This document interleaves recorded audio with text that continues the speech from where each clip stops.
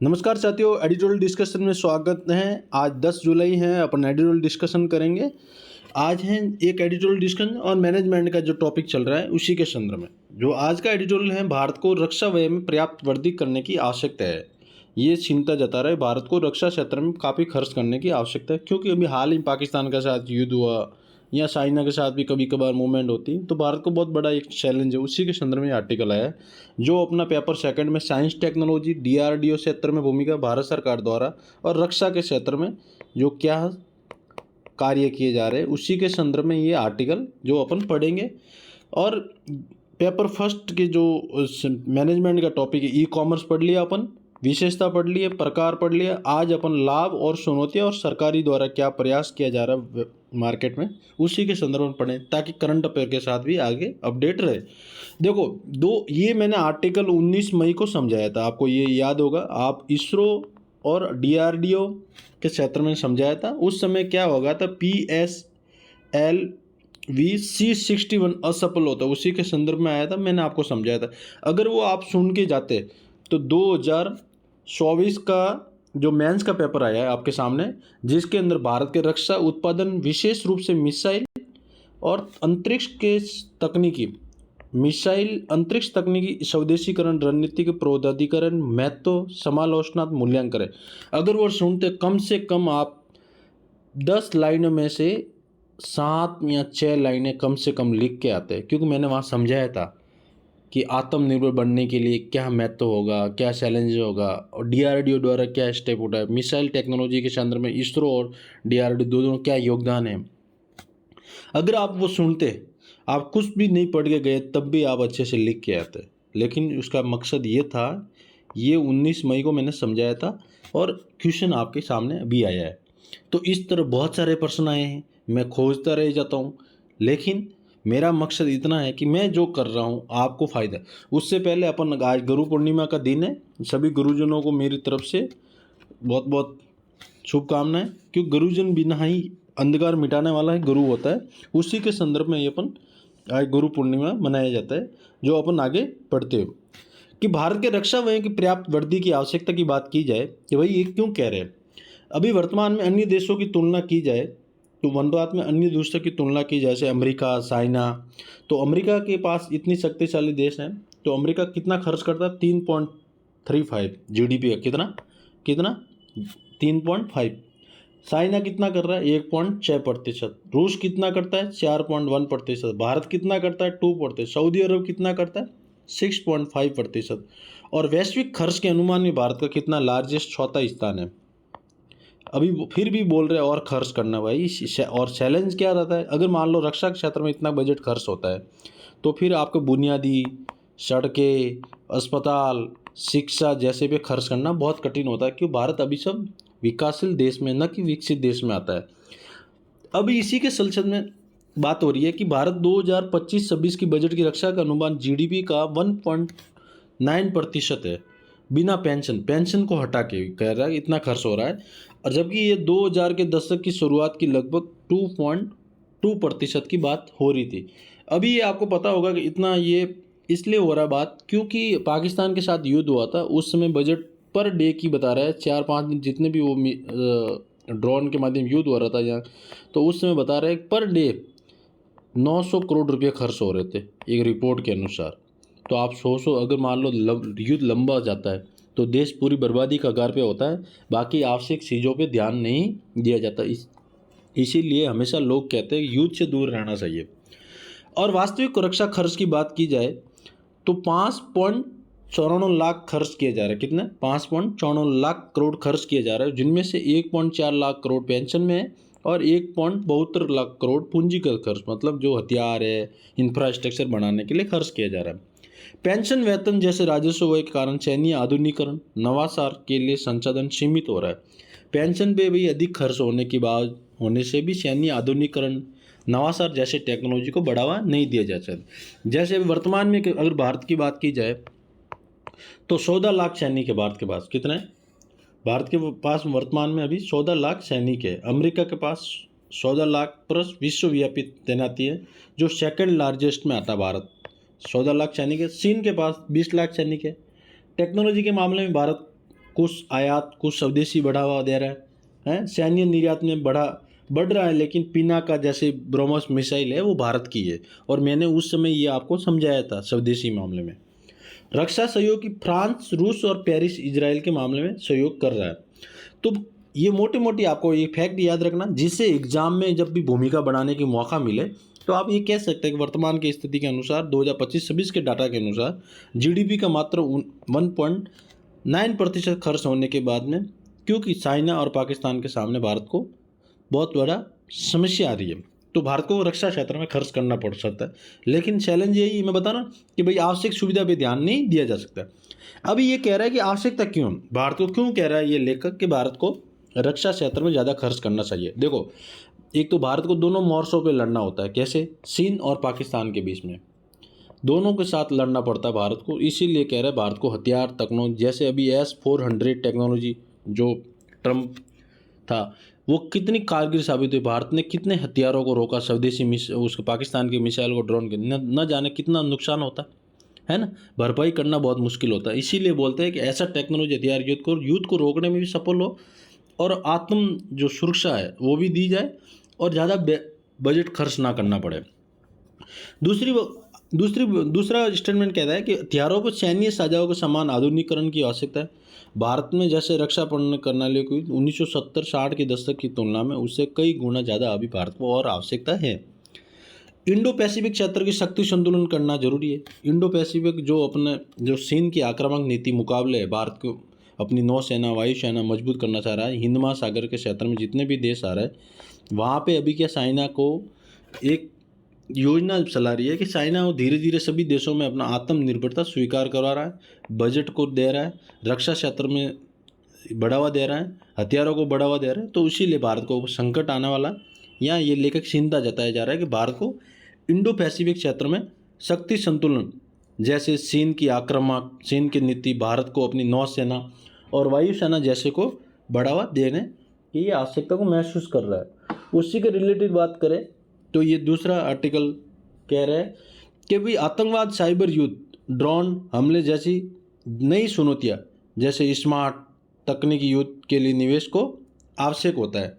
उसी के ये संदर्भ में बात समझाया जा रहा है। नवीनतम डाटा के अनुसार की बात की जाए तो भारत वैश्विक रक्षा बजट के मात्र 3.4% हिस्सेदारी रखता है। कितनी? 3.4% हिस्सेदारी रखता है, जबकि अमेरिका 39% और चीन 13% जैसे देश में काफ़ी आगे ये हैं।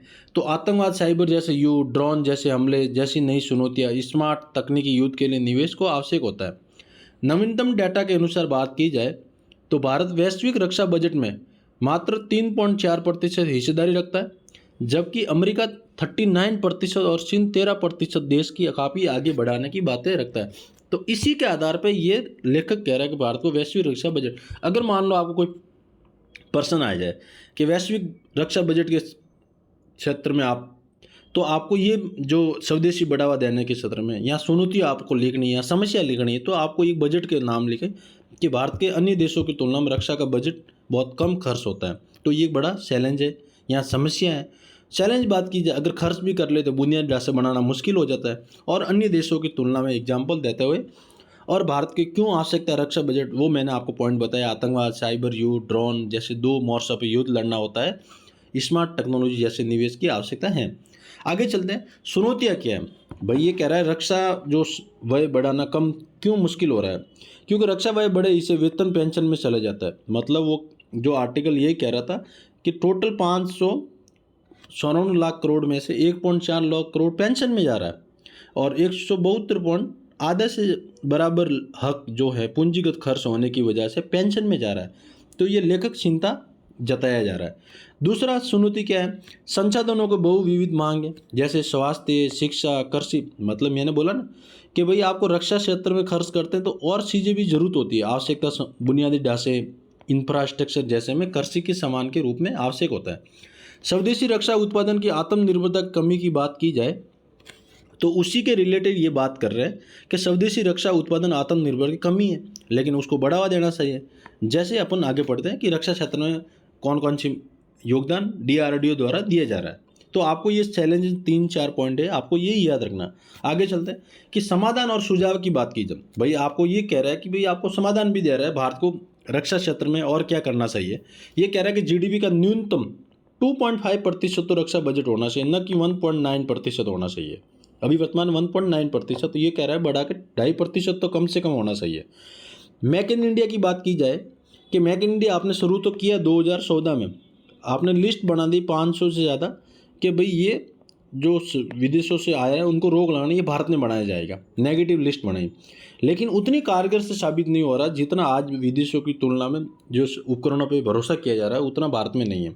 तो ये कह रहा है कि मेक इन इंडिया को और ज़्यादा स्वदेशी निर्माण को बढ़ावा देना चाहिए, उनको ज़्यादा महत्व दी जानी चाहिए।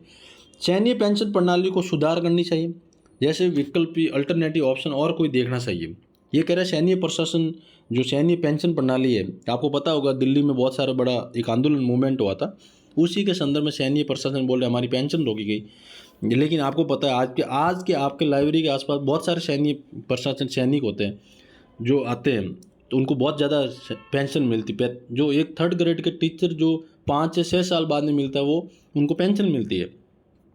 तो उसी के सिलसिले में ये बहुत बड़ी एक डिबेट चल रही है कि स्ट्रेटेजिक अनुसंधान, नवाचार, निवेश, AI, quantum technology, cyber security जैसे की बात की जाए तो ये बहुत बड़ा एक महत्वपूर्ण भूमिका निभाई जा रही है। निजी क्षेत्र और स्टार्टअप की भागीदारी जा रही है। जैसे भाई ये कह रहा है कि आपको आईडेक्स जो योजना है निजी क्षेत्र में, उनको स्टार्टअप 300+ स्टार्टअप योजना की भागीदारी बढ़ाई है, उसी के सिलसिले में आपको ये कार्य करना चाहिए। तो आपको ये सुझाव लिखना है जो मैंने अभी आपको बताया है। आगे चलते हैं कि भाई डीआरडीओ द्वारा या भारत सरकार द्वारा क्या योजना चलाई जा रही है, उसी के संदर्भ में अपन पढ़ते हैं। मेक इन इंडिया के रक्षा के फोकस की बात की जाए तो 500 से ऐसी अधिक वस्तुओं जो आयात की जाती थी उनकी लिस्ट बनाई, उनको बाहर किया गया भाई अभी वो अपन मेक इन इंडिया के तहत बनाया जाएगा। घरेलू निर्माण की प्राथमिकता की बात की जाए, डीआरडीओ उपलब्धि की बात की जाए, किसकी, डीआरडीओ, तो तेजस, ब्रह्मोस, अग्नि, रुस्तम, ड्रोन, पिनाका जैसे जो मिसाइल है जो डीआरडीओ द्वारा उपलब्धि है और डीआरडीओ बनाई जा रही है। अगर जब भी प्रश्न आए, मान लो स्वदेशी, भारत सरकार द्वारा रक्षा क्षेत्र में स्वदेशी क्या भूमिका है या डीआरडीओ द्वारा क्या स्वदेशी भूमिका है, जो आत्मनिर्भर या स्वदेशी की भूमिका को बढ़ावा देने के लिए कार्य किया है या मेक इन इंडिया को बढ़ावा देने के लिए काम कर रहे हैं, तो आपको ये पॉइंट मैंने अभी जो समझा रहा हूँ यही लिखना है। आईडेक्स तीसरा पॉइंट है, आईडेक्स योजना जो स्वदेशीकरण की बढ़ावा देने के लिए काम कर रहे हैं भारत सरकार या डीआरडीओ, वो क्या है, आईडेक्स मतलब इनोवेशन फॉर डिफेंस एक्सीलेंस, मतलब स्टार्टअप और माइक्रो स्मॉल मीडियम एंटरप्राइज को नवाचार में बढ़ावा देना। 300+ स्टार्टअप के सहयोग से बढ़ावा देने की बातें कर रहे हैं। चौथा पॉइंट, रक्षा उद्योगी गलियारा की बात की जाए, यूपी और तमिलनाडु में 2 गलियारा स्थापित हो रहे हैं, लेकिन यहाँ पर भी बताएं सबसे ज़्यादा बजट खर्च करता है, तो ये पूंजीगत खर्च में आता है, कितना आता है, न कि पेंशन खर्च में आता है। एफडीआई सीमा को बढ़ावा दी जाए, तो अभी वर्तमान में 77% एफडीआई है ना, क्यों कि रक्षा क्षेत्र में मेक इन इंडिया जैसे इन्वेस्ट करे, रोजगार बढ़े हैं, जिसे जीडीपी में योगदान, राजकोषीय घाटा कम कर सकते हैं। टेक्नोलॉजी ट्रांसफर निजी कंपनियों को शेयर करे ताकि निजी कंपनियां भी और बढ़ावा दी जाए। जैसे भारत सरकार के अंदर उपकरण है, बेल है, हेल है, ये क्या है, सार्वजनिक उपकरण है जो सरकारी तहत कार्य करते हैं, रक्षा क्षेत्र में बढ़ावा देने काम करते हैं। उसी के संदर्भ में ये जो 5 योजना या 6 पॉइंट बताया है कि भारत रक्षा क्षेत्र में स्वदेशीकरण या आत्मनिर्भर बनने के लिए क्या कार्य कर रहा है, तो आपको ये पॉइंट लिखना है। क्योंकि 2024 के मेंस में अंतरिक्ष के मिसाइल और मिसाइल तकनीकी क्षेत्र में क्या योगदान, स्वदेशीकरण क्या कार्य कर रहे हैं, वो आपको प्रश्न आया है, जो 19 मई के आर्टिकल में आपको समझाया था, और आज फिर आर्टिकल आया तो फिर से मैं समझा रहा हूँ। इस बार आपको रक्षा क्षेत्र में पूछ ले या डीआरडीओ को पर्सनल पूछ ले या डीआरडीओ के बारे में 5 नंबर के स्वदेशीकरण में क्या योगदान दे रहे, तो आपको इस क्षेत्र में पढ़ना है। आगे चलते हैं कि अपन ई कॉमर्स के टॉपिक पढ़ रहे थे, उसी के संदर्भ में ई कॉमर्स के जो कल प्रकार बने थे, B2T, B2B, B2C, business to व्यवसाय, C2C, G2C, है ना, ये प्रकार थे ई कॉमर्स के प्रकार, विशेषता पढ़ रहे। अभी लाभ पढ़ते हैं अपन कि ये क्या है भाई, कम लागत में प्रसार होता है। एक तो कह रहा है ऑनलाइन ज़्यादा, जैसे मान लो ऑनलाइन होता है तो प्रसार क्या, ये खाली पेज अपना विज्ञापन बनाना और सोशल मीडिया के बाद में वायरल करना।